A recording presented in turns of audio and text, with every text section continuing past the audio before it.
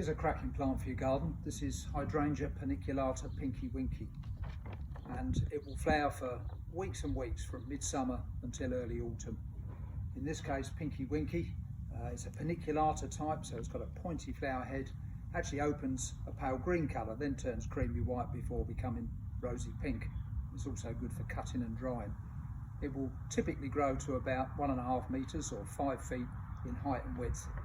And you can also plant it into a large patio pot. Now, they're quite tolerant plants. They like sun or part shade and most types of soil. The one thing to watch is that you don't let them dry out too much, especially when they're newly planted or in very hot spells. Two main things with hydrangeas. Firstly, pruning. Do this in early spring, cut back to within a couple of buds of the old wood. And then secondly, feeding.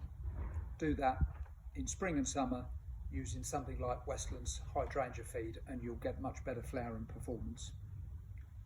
I think it's a cracking garden plant, but don't just take my word for it.